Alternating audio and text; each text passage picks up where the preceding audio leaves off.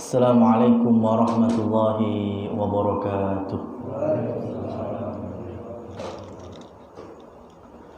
Alhamdulillahirabbil alamin. Wassalatu wassalamu ala asrafil anbiya'i wal mursalin wa ala alihi wa ashabihi wa man tabi'ahum bi ihsanin ila yaumil. Amma ba'd. Muslimin muslimat jamaah rahimani wa rahimakumullah. Kita awali dengan bersyukur kepada Allah Subhanahu wa taala bila malam ini kita bisa berjumpa kembali dalam rangka pengawasan pengajian, di mana ini bentukan dari kita menempuh jalan hidayah. Karena tidak ada perkara yang lebih baik turun dari langit ke muka bumi ini dibandingkan dengan hidayah, taufik, petunjuk saking Allah. Itu perkara yang terbaik. Tidak ada yang lebih indah daripada hidayah. Sehingga ketika kula lan panjenengan bisa merengkuh kenikmatan hidayah ini, sudah nggak ada tandingannya. Dengan hidayah kita bisa beramal, dengan hidayah kita bisa beribadah, dan karena dengan hidayah itu kita punya ilmu. Karena kita tahu ilmu, hidayah datangnya dari Allah, sehingga amal perbuatan kita, ibadah kita juga kita serahkan kepada Allah Subhanahu wa ta'ala. Ringkesnya yaitu ikhlas. Dan tidak ada perkara yang terbaik untuk diangkat dari muka bumi ini menuju langit dibandingkan dengan keikhlasan. Itu Pak. Perkara yang terbaik turun adalah hidayah, taufik, petunjuk.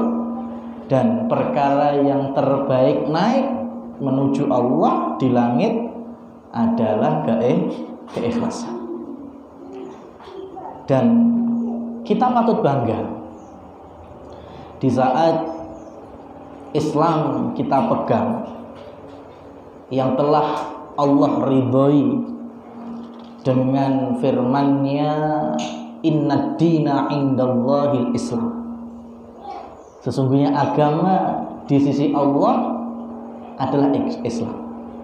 Wa may yabtaghi ghairal islami dinan fala yuqbala minhu wa huwa fil akhirati minal khasirin. Sapa wonge sing golek ajaran, golek keyakinan, golek pegangan agama selain Islam, maka nanti di sisi Allah semuanya tertolak. Yang diterima hanya Islam. Artinya berarti ada kepercayaan dan agama selain Islam. Itu pasti, Pak. Karena Allah pun juga berfirman demikian. Siapa yang mau mencari agama selain Islam, berarti kan ada. Tapi nanti di sisi Allah semuanya tertolak. Yang Allah ridhoi hanya Islam. Dan bicara Islam, Islam itu satu akar kata dengan tanggal. Terundakan niku bahasa Arabnya sulam. Sin lam mim, sulam. Islam niku kan aslinya nggih sin lam mim, cuma ditambahi alif, ya kan? Jadi Islam aslinya akar katanya sami, Pak. Ya. Artinya apa? Ketika kita mau belajar Islam, ibarat kita munggah telundaan. Ini kemampuan yang telundakan cacai 10, napa 8, napa 5. Niku lek awake dhewe mancik saking tundaan ngisor. Baik, Gus. Mancik dari tundaan ngisor nih. Kemudian dititeni niku tundakan paling ngisor nomor loro, nomor telu, nomor papat, nomor 5. Dugi dhuwur napa mboten? Dugi. Selagi kita sabar niku proses ya napai tundaan niku insyaallah dugi dhuwur, Pak. Nah, terkadang enten wong sing mboten sabar. Mboten sabar leh munggah tundaan ki separuh nyolot. Kok ngisor langsung pengen neng tundakan nomor 3 nomor 4. Kinten-kinten saged, Pak. Enten sing saged tapi kebanyakan mesti kepleset. Ya, wong kuduke siji. Lagi langsung nyolot. Enek sing slamet enten tapi kebanyakan mesti terperosok kepleset. Lah, agama ini nggak bisa kita fahami langsung ya di level-level sebagaimana levelnya para sahabat. Levelnya orang-orang yang sudah Rasul gadang-gadang sebagai manusia yang paling bertakwa kepada Allah Subhanahu wa taala. Ya, model kita kemudian langsung seperti Abu Bakar, Umar, ya nggak mungkin langsung nyolot, Pak. Kita ini diminta itu tadi sabar di dalam berproses. Karena kita yakin agama Islam ini sudah sempurna, paripurna. Sampai Salman Al-Farisi ketika ditanya apakah nabimu mengajarkan segala urusan, ya, dijawab oleh Salman Al-Farisi, iya, allamana nabiyuna jami'al umur hatta al-khira'ah. Nabi kami telah mengajarkan segala perkara sampai urusan toilet. Nih, Pak, tidak ada agama selain Islam sing ngajari babakan adab buang air gak ono. Hanya Islam. Ya. Dan itu pun saking sempurnanya. Niki kula tanglet jamaah ingkang kakung-kakung nih. Nah, niku. Jenengan jawab riyen, Pak. Kalau Rasulullah yang paling bagus itu dodol. Masya Allah. Ada yang berdiri. Masya Allah. Kemudian secara ilmu kesehatan ternyata banyak manfaatnya ke dodolnya. Masya Allah. Itu, Pak.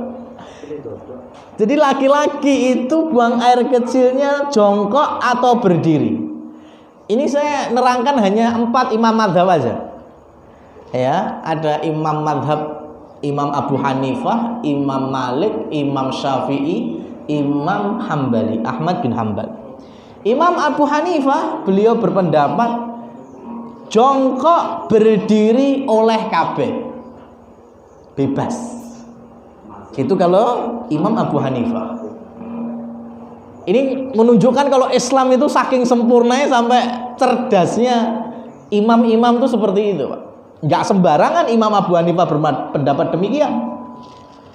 Imam Syafi'i sama Imam Ahmad sama, Pak. Jongkok lebih sunnah, meskipun berdiri juga dibolehkan. Itu jawabannya Imam Syafi'i, Imam Ahmad. Ini tadi duduk itu yang lebih baik daripada berdiri. Ketemu Imam Malik, Masya Allah, Imam Malik ini imam sing beliau itu saged mereteli hukum sing boten enten teng jamane, Pak. Ya, Imam Malik itu saking cerdasnya. Bagi Imam Malik, fikih Imam Malik niku namanya orang buang air itu tempatnya dilihat.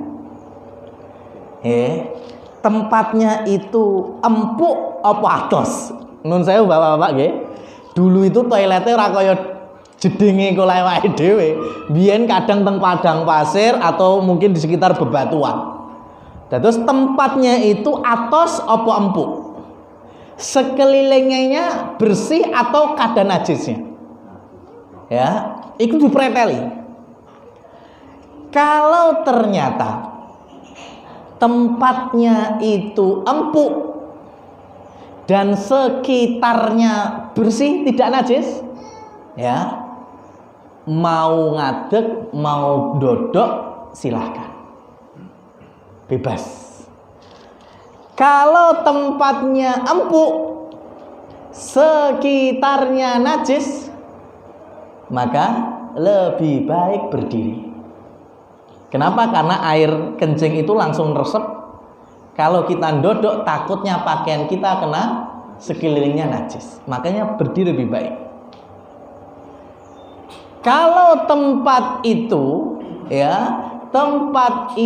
keras, tempatnya keras dan sekelilingnya bersih, artinya aman dari najis, maka duduk lebih baik.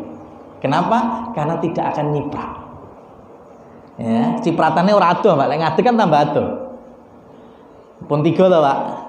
Kalau tempatnya itu keras dan sekitarnya najis, golek nggon liya.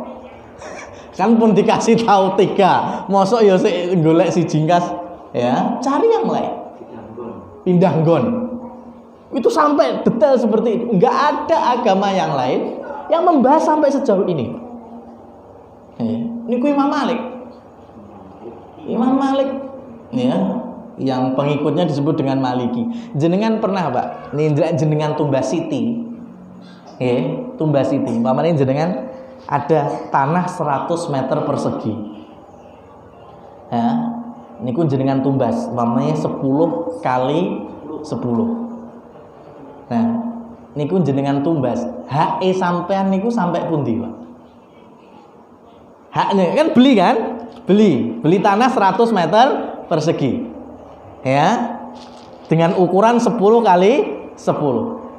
Haknya kita dari tanah itu dari mana sampai mana? Kalau kita belum tahu ya 100 meter itu. Ya, mesti kan ukuran 10 kali 10. Niku kan hitungan ngandap. Dhuwure pripun? Ayo. Iki 10 kali 10 urusan ukuran ngisor. Lah dhuwure sampai endi? Oh niku Imam Malik kan ilmune niku. Tapi kula mboten kula buka sakniki. Ben gawe penasaran jenengan. Ya kan? Karena apa? Karena di zaman beliau hidup Madinah niku dereng enten bangunan dhuwur, Pak. Tapi beliau sudah ngasih soal kepada muridnya demikian. Ya, ngisormu jatahmu 10/10 kan ngisor. Lah dhuwur terbukti hari ini, Pak. Jenengan teng Paragon, jenengan teng Menarawan. Niku kan pun apartemen teng Solo niku. Niku lek tumbas lantai 3, lantai 5, lantai 6 niku mboten enten sertifikat hak milik, mboten SHM.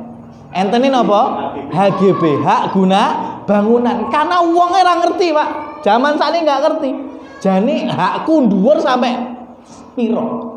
Ya tuku lantai 5, ya jatahku sing ndi kae. Itu ilmu itu dipegang oleh Imam Malik dan beliau punya jawabannya. Itu Islam itu sempurna sampai di level ini, Pak. Dan ini hanya sekulumitnya. Ya, oleh karena itu kita bangga menjadi muslimin itu bangga. Tidak ada masalah dan problematika yang tidak ada solusinya. Ma'asyiral muslimin wal muslimat rahimani wa rahimakumullah tabaraka wa ta'ala. Selanjutnya kula badhe matur bilih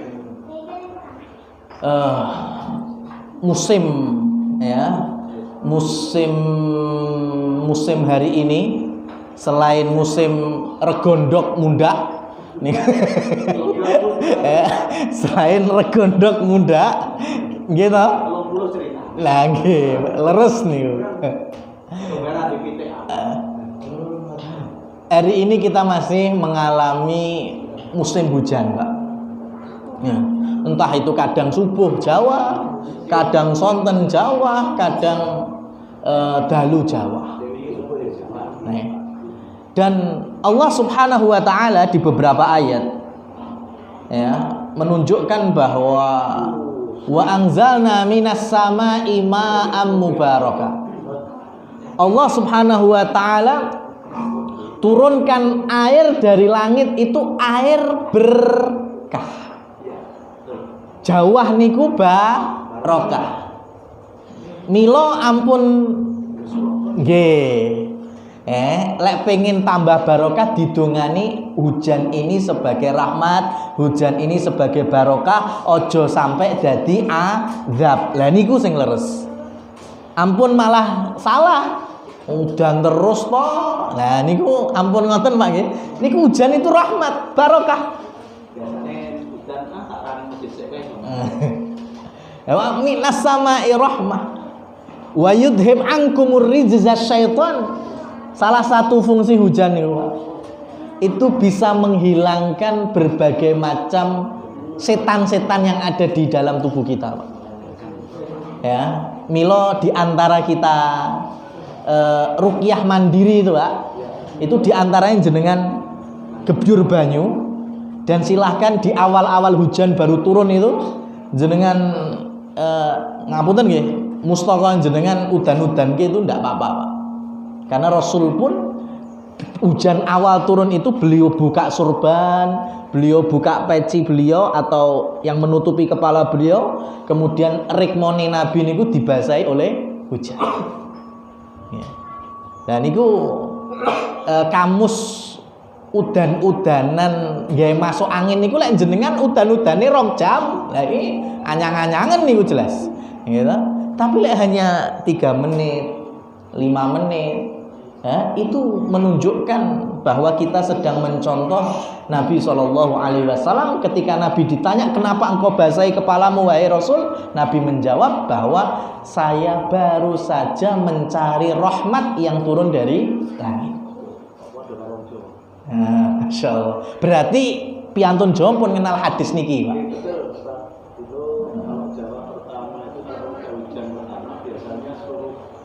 Ada yang suruh minum, Nggih. dulu ya Ustaz. Nggih. Ada yang suruh hujan-hujan seperti dari alam. Masya Allah. Lah berarti niku hadisnya pun dicekel. Ini berhubungan dengan hari sintalnya. Ah, niku kan secara sennya nggih. Padahal Nabi SAW sudah menyampaikan 15 abad yang lalu. Waliyarbit ya qulubakum. Hujan itu bisa mengokohkan hati kalian. Nah niki Pak. Ya, mengokohkan hati. Lek riyen ayat ini terkait dengan muslimin ketika mau perang Badar. Ya, tapi kan ayat niku mboten hanya untuk para mujahidin di zaman sakmono, sampai hari ini. Jenengan tingali adik-adik lari-lari niki umpama bali sekolah mamane. Dolanan ganyi ya akur ujug-ujug wong jenenge bocah kadang tengah dolanan dadi padu ya tukaran sampai du bolokku kowe ya kan kowe surah bolok ini anak-anak demikian Pak sampai udan medun kemudian mereka hujan-hujanan lah kok malah rangkul-rangkulan bareng meneh Pak gimana mboten lare-lare bar tukaran terus udan-udanan bareng iso guyu-guyu bareng meneh Pak akor meleh. Lah hujan itu bukan hanya untuk anak-anak, untuk semua makhluk, termasuk kita yang dewasa ini. Mila kula pesen, sing tasih neng-nengan mbek dulur, ya, sing tasih ya geseh mbek dulur, mbek tangga, mungkin kurang leh udan-udanan. Mumpung tasih enten musim udan. Ya.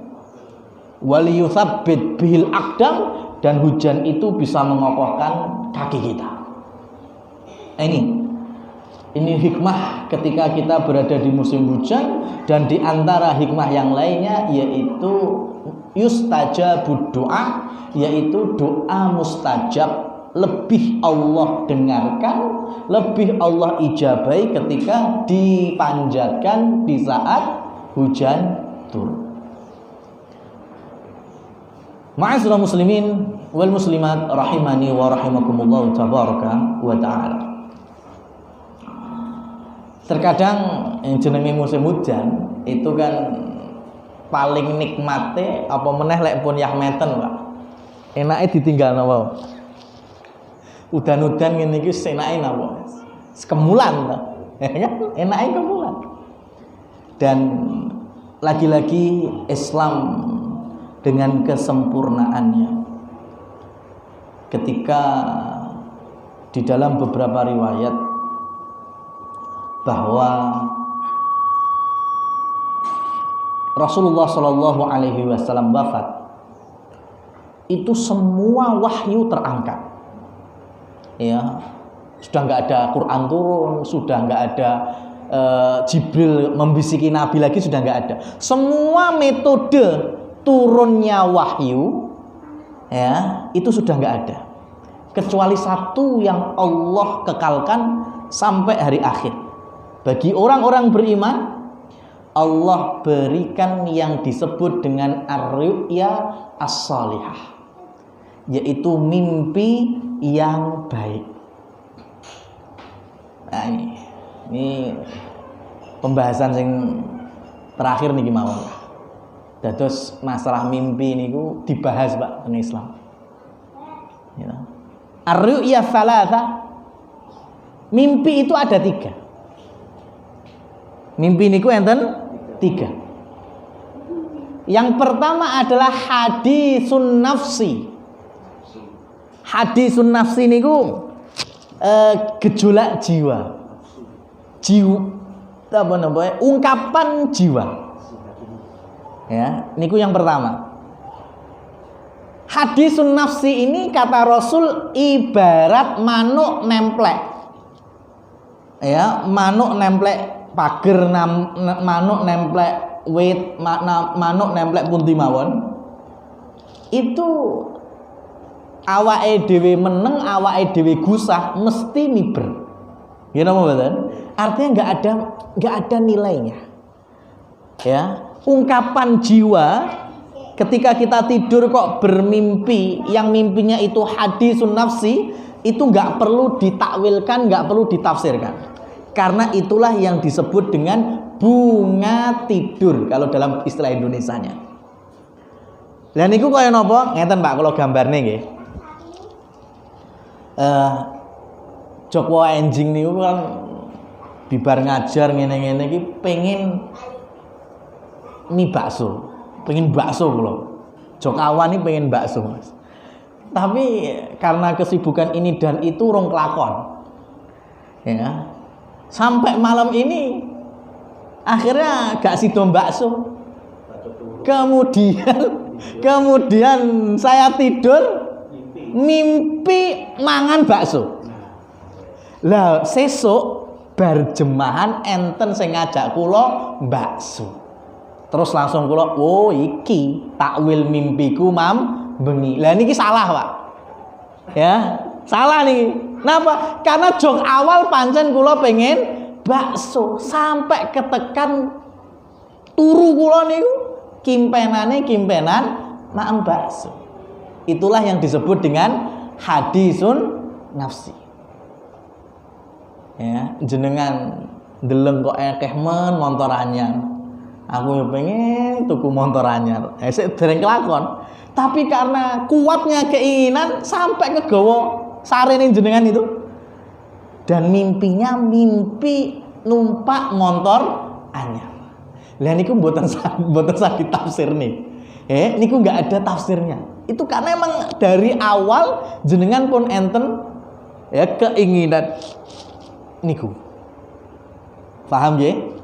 Nah, jadi nggak perlu mau meneh sampai cerita tonggo, update status nih, mboten perlu nih. Ini ku bunga tidur, Pak. Ngapunten mleh nggih. Nek niki ra pemain radi sensitif nggih. Jenengan di antara kita mungkin ada orang tuanya sudah nggak ada, Pak. Ya, kemudian hari ini hari mungkin spesial. Ya, hari ini mungkin hari pernikahan kita. Yang dulu masih ada orang tua, Pak. Atau hari awake dhewe enten napa lah, penting wong tua niku pas enten nih. Hari ini akhirnya kita ya bayang nih bapak seenek, ibu seenek enten. Bapak sugeng, ibu sugeng. Kepikiran nih. Ya, wis pirang tahun gak enek bapak, pirang tahun gak enek ibu. Terus jenengan tilem sare, kemudian mimpi bertemu dengan bapak utawi ibu. Itu besoknya jenengan mboten sah bingung. Enak apa ya? Kok aku ngimpi bapak ibu? Lah awalnya kan jenengan pun kepikiran kok. Paham ya? Terkadang kan sampai enten, kok yang kudu ya dino iki kudu budal nyekar. Mambungi kimpenan masalahnya. Lah niku ampun ngoten. Ya, karena emang dari awalnya sebelum tidur kita sudah merasa dan memikirkan orang tua. Itu mimpi yang pertama, hadisun nafsi. Mimpi yang kedua disebut dengan al-hulum.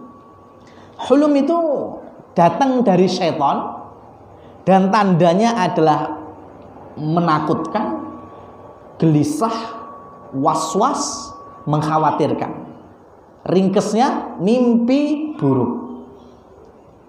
Gila, mimpi buruk. Sampai dodone, ya, jantungnya, sampai kadang mengigo macam-macam. Tapi Rasul Shallallahu Alaihi Wasallam menyampaikan lan tadurru syai'. Mimpi yang semacam itu tidak akan pengaruh. Mimpi buruk, ya, awake dhewe kimpenan opo wae mbuh kuwi. Nggih ngapunten ya, jenenge mimpi elek kan ya. Contohnya mesti sing elek-elek, mbuh tiba kon dhuwur, mbuh kecemplung, mbuh enten musibah napa mawon. Lah kata Nabi itu tidak ada pengaruhnya asalkan asalkan ngikuti adab dan contoh saking Nabi Shallallahu Alaihi Wasallam.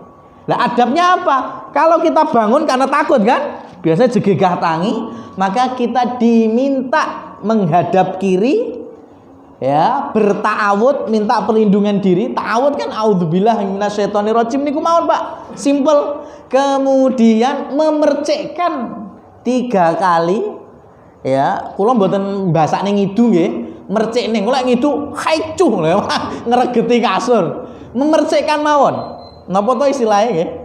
Kaya ya ngidu tipis lah. Ya, 3 kali, Pak.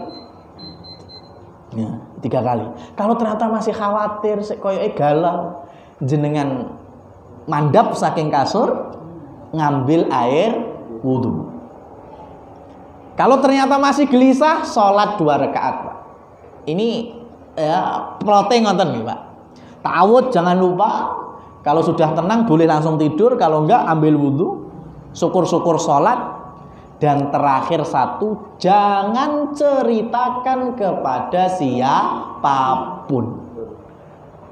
Itu kuncinya, Pak. Ya, apa meneh dia plot niku. Dadi status WA, diceritakne tonggo, mimpi elek diceritakne, ternyata kedadenan, jangan ngeluh, Pak. Ya, salah siapa kondo. Karena Rasul sudah bersabda lan tadurru syai', ora bakal dadi apa-apa asalkan tadi kita ngikuti adabnya. Ya, ngikuti adabnya. Ta'awud sampai wudu sampai sholat dan jangan ceritakan pada siapapun. Lah wong mimpi yang terakhir. Mimpi yang terakhir adalah mimpi ru'ya sholihah, mimpi yang baik. Mimpi yang baik aja itu nggak boleh sembarangan kita bercerita. Contohnya apa? Nabi Yusuf. Teng Al-Quran itu Nabi Yusuf dikisahkan ketika melihat, ya, ahada asyara kaukaba, 11 bintang, wasyamsa wal qamara, srengenge bulan, ya, ra'aituhum li sajidin, ya, aku melihat semuanya tadi di hadapanku sujud. Nabi Yusuf itu ceritanya ke siapa? Bapake Nabi Yusuf niku Nabi Yakub, manusia paling soleh di zaman itu. Nabi Yusuf cerita neng bapake sing wong alim wong soleh. Itu saja dawe bapake, wahai anakku, la taksus ru'yaka. Ojo mbok critakne mimpimu. Padahal itu mimpi bagus, Pak. Karena nanti ujungnya di akhir kisah Nabi Yusuf, beliau jadi menteri ekonomi, ya, pahlawan Mesir di masa paceklik. Jadi saudara-saudaranya jumlahnya 11 tunduk, bapak ibunya ikut menghormati Nabi Yusuf. Tapi Nabi Yakub pesen ke Nabi Yusuf, ojo mbok critakne dulurmu. Engko mimpi apik iso dadi di antara mereka hasad, enek iri, enek dengki. Nah, mimpi baik itu berarti boleh diceritakan, tetapi kepada siapa kita bercerita nggak boleh sembarangan. Mungkin kita bercerita kepada orang yang kita anggap soleh, supaya kita pengen tahu takwilnya, tafsirnya, ya. Karena satu mimpi Ya, mimpine sami, tapi wonge beda. Itu bisa beda takwilnya, Pak. Makanya Islam tidak pernah percaya dengan zodiak. Jenengan pirsa zodiak? Ya. Ya bintang-bintang niku lho sing Gemini, napa meneh Libra, Pisces, Aquarius niku. Lah niku nek wong sing lahire sakmene, sasi iki tanggal semene, engko ngene-ngene. Di dalam Islam nggak diterima itu. Kenapa? Karena mimpi yang sama orang berbeda itu takwilnya bisa beda. Contohnya niki nggih. Ada ulama tabi'in namine Ibnu Sirin. Ibnu Sirin itu ulama yang dikenal ahli tafsir mimpi. Nah, Ibnu Sirin itu pernah suatu ketika didatangi orang, ya, cerita di hadapan para muridnya itu cerita. Wahai imam, saya niku ngimpi kalau dalu niku kula adzan. Mimpi adzan, Pak. Adzan niku kan ibadah loh. Adzan niku kan sae. Ya, terus Imam Ibnu Sirin melihat orang ini orang yang kelihatannya memang soleh. Tampaklah bekas-bekas dia sholat, ngaji, ketok lah praupane iki wong apik. Maka Imam Ibnu Sirin menakwilkan awakmu mimpi adzan sedelet engkas awakmu munggah kaji. Ya. Dan ternyata betul, Pak. Ya, orang ini beberapa waktu kemudian naik haji. Ya, naik haji. Kemudian Imam Ibnu Sirin didatangi wong liya, Pak. Cerita, wahai imam, kula mambengi mimpi adzan. Sami ta mimpine, wong mau mimpi adzan, wong keloro ya mimpi adzan. Ya, kinten-kinten tafsire napa nih. Ibnu Sirin melihat iki pawakane pawaan ora enek saleh-saleh blas iki. Ya kan, kok mimpi adzan. Maka Imam Ibnu Sirin bilang, "Mas, ndang tobat ya, Mas. Barang-barang sing mbok jupuk, sing mbok maling balekno. Golek ora kowe malah dipotong tangan, karena hukum Islamnya kan potong tangan."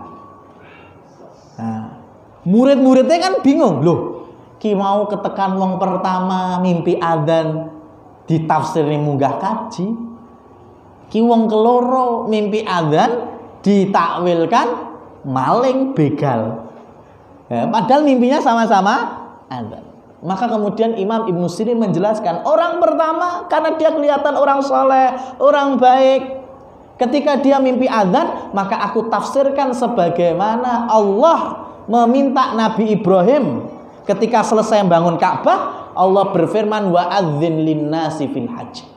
Hei Ibrahim, adzano, artinya apa? Umumkan kepada manusia supaya mereka mendatangi Ka'bah untuk menunaikan ibadah haji.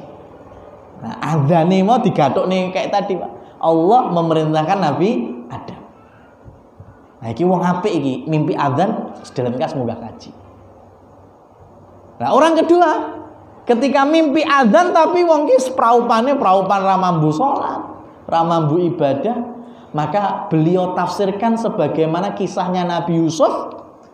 Ya, ketika sudah jadi menteri Mesir, masa paceklik, semua orang datang, termasuk 11 saudaranya datang, antri sembako. Ya, dan Nabi Yusuf tahu saudaranya ada yang paling beliau cintai, yaitu Benyamin. Puluhan tahun rapethuk, Pak, mbek adike iki. Adik orang ngerti lek kuwi masih, tapi Nabi Yusuf tahu itu adiknya. Piye carane adikku ben tetep neng kene, aja sampai bali. Ya, aku pengen ngobrol suwi, aku pengen kangen-kangenan mbek adikku. Akhirnya di karung gandumnya Benyamin itu Nabi Yusuf nglebokne bathoke, Pak. Bathok takaran gandume Nabi Yusuf niku dilebokne ning karunge Benyamin. Tanpa sepengetahuan adike, Pak.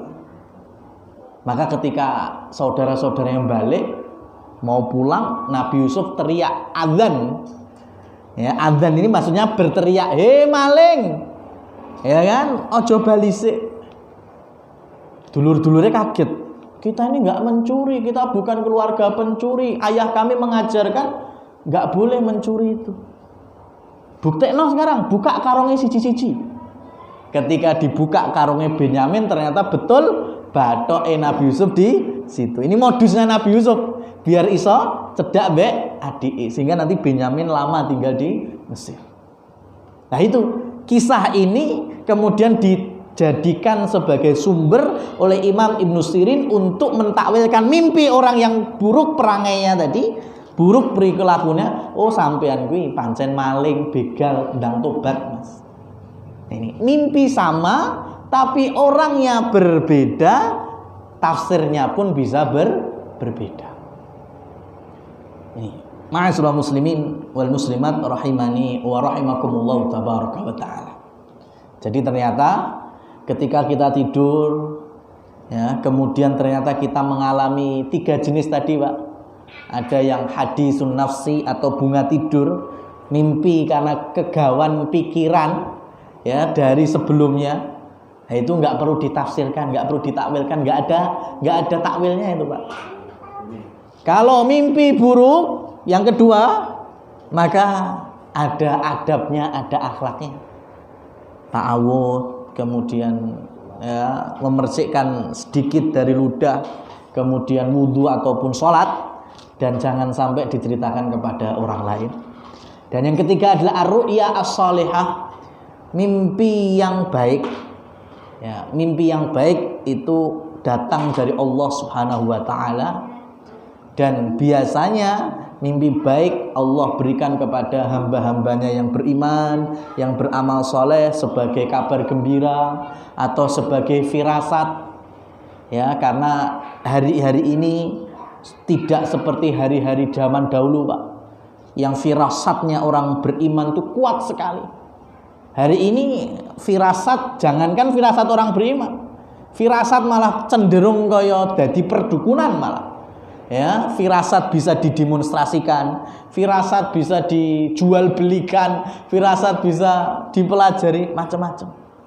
Dan kunci semuanya sebagaimana Imam Al-Kirmani rahimahullahu tabaraka wa taala, supaya kita ini orang beriman lek mimpi-mimpi sing apik, kalaupun Allah berikan firasat-firasat yang baik, maka pegang ya sebagaimana anjuran beliau, yaitu man hafadha basarahu anil muharramat, siapa yang bisa menjaga pandangannya dari hal-hal yang haram.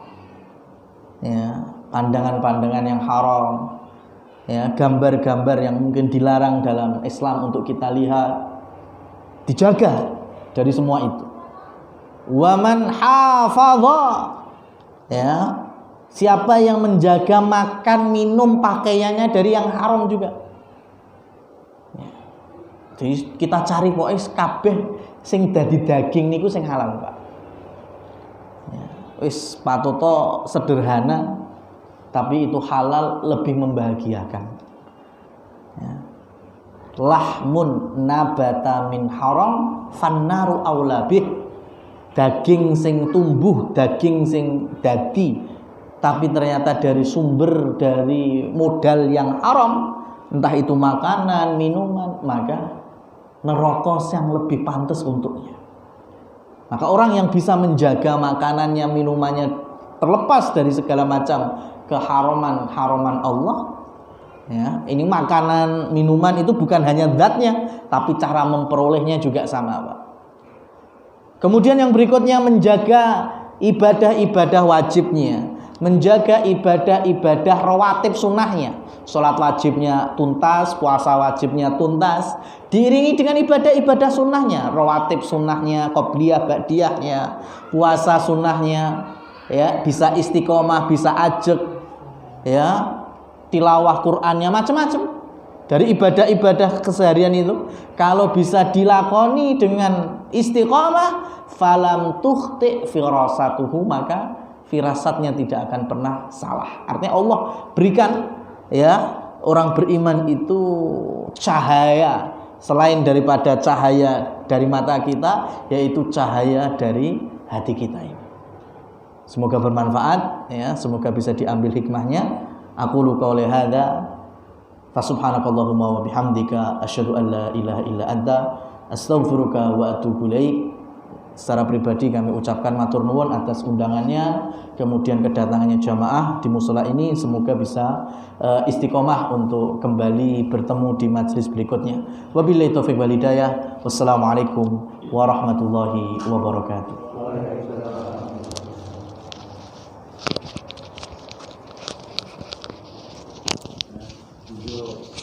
Enggak,